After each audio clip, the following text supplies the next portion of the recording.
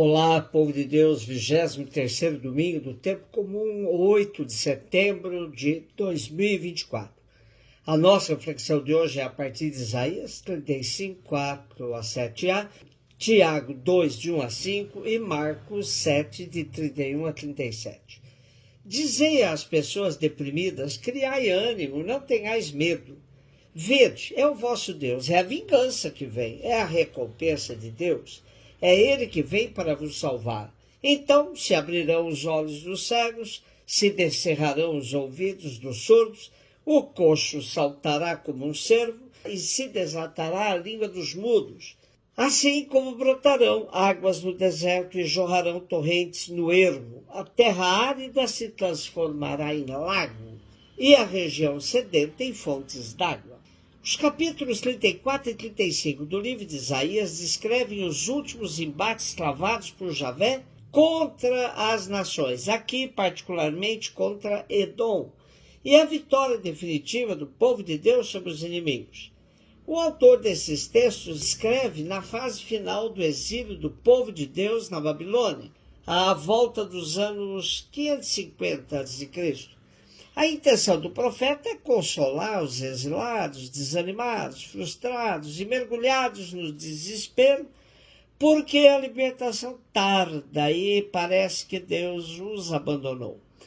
Depois de apresentar o julgamento de Deus e o castigo de Edom, o autor descreve, por contraste, a alegria do povo de Deus, porque a libertação chegou, e a transformação extraordinária do deserto sírio, pelo qual vão passar os israelitas libertados, que retornam do exílio. Nas imagens dos cegos que voltam a contemplar a luz, dos surdos que voltam a ouvir, dos coxos que saltarão como cervos e dos mudos a cantar com alegria, o profeta representa essa vida nova, excessiva, abundante, transformadora que Deus vai oferecer a Judá. Cegueira, mudez, paralisia, surdez referem-se sempre ao povo de Israel. O profeta promete que o Senhor fará sua interferência em favor de Israel. Essa utopia do profeta hoje anuncia um novo êxodo, muito mais exuberante que o primeiro. Tiago 2, de 1 a 5. Meus irmãos, a fé que tendes em nosso Senhor Jesus Cristo glorificado não deve admitir acepção de pessoas. Pois bem, imaginai que na vossa reunião entra uma pessoa com um anel de ouro no dedo e bem vestida. Também entra um pobre com sua roupa surrada. E vós dedicais atenção ao que está bem vestido, dizendo-lhe, vem, senta-te aqui à vontade, enquanto dizeis ao pobre, fica aí de pé. Ou então, senta-te aqui no chão, aos meus pés. Não fizestes, então, discriminação entre vós? E não vos tornastes juízes com critérios injustos? Meus queridos irmãos, escutai. Não escolheu Deus os pobres deste mundo para serem ricos na fé e herdeiros do reino que prometeu aos que o amam? Continuamos hoje a leitura dessa carta de Tiago, enviada às 12 tribos que vivem na diáspora. A expressão indica que os destinatários da carta são, em primeiro lugar, os cristãos de origem judaica dispersos no mundo greco-romano, sobretudo nas regiões próximas da Palestina, como a Síria, Egito, Ásia Menor. Mas a carta serve também para todos os crentes de todas as épocas, de todas as raças, de todas as latitudes. O objetivo fundamental do autor é exortar os crentes para que não percam os valores cristãos autênticos, herdados do judaísmo através dos ensinamentos de Cristo. O nosso texto pertence à segunda parte da carta. Aí o autor trata de dois temas fundamentais. A fé concretiza-se no amor ao próximo sem qualquer tipo de discriminação ou de acepção de pessoas.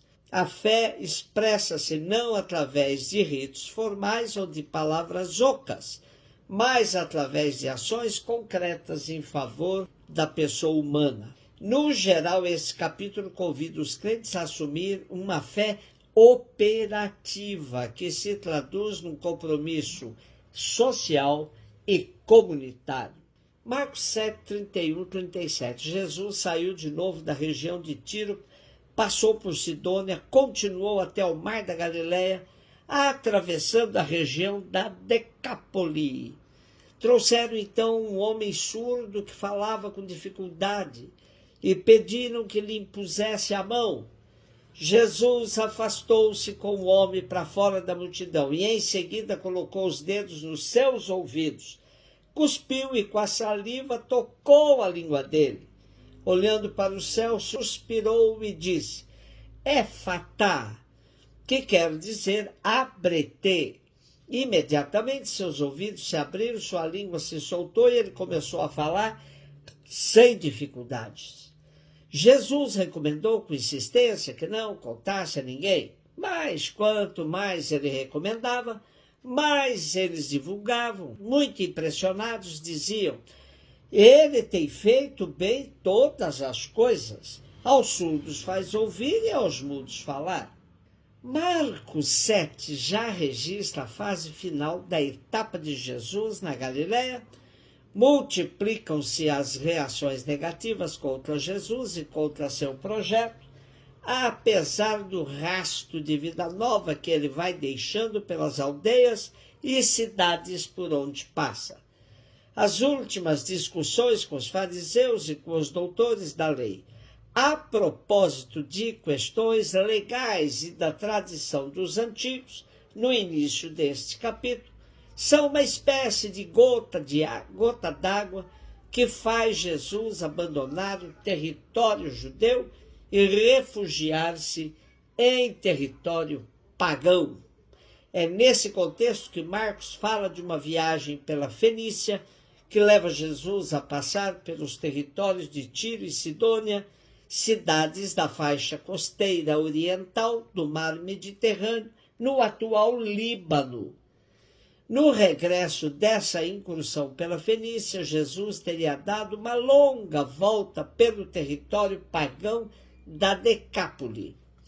A Decápoli era o nome dado ao território situado na Palestina Oriental, estendendo-se desde Damasco ao norte até a Filadélfia ao sul. O nome servia para designar uma liga de 10 cidades que se formou depois da conquista da Palestina pelos romanos, no ano 63 a.C. As 10 cidades que formavam esta liga eram helenísticas, não estavam sujeitas às leis judaicas. As cidades que integravam a Decápoli estavam sob a administração do legado romano da Síria. Era um território pagão considerado pelos judeus completamente à margem dos caminhos da salvação. É nesse ambiente geográfico e humano que o episódio da cura do surdo-mudo nos vai situar. O gesto de Jesus de curar o surdo-mudo deve ser visto como mais um passo no anúncio desse projeto que Jesus vai propondo por toda a Galileia, o projeto do reino de Deus. Jesus vai ampliando seu campo de atuação e age com desenvoltura em território pagão e quer que esse povo também se solte, que se abra para uma vida nova. O surdo-mudo do texto de hoje é apresentado como uma pessoa passiva, não toma iniciativa. Foi trazido por outros até Jesus e foram estes que pediram a Jesus sua cura. Jesus envolve seu gesto de profunda discrição.